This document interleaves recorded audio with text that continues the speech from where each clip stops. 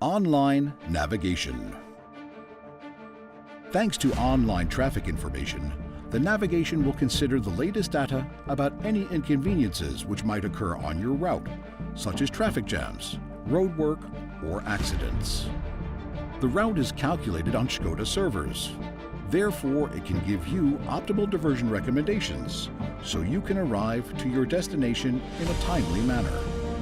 You can select how you want to work with this functionality. Within navigation, press the 3 dots Options button. Then press Settings, Route Guidance, and click on Avoid Traffic Congestion.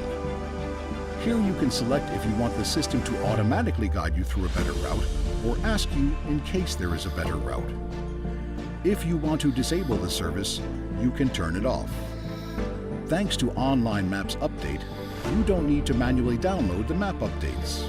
Maps are updated automatically once a month, and no interaction from your side is required.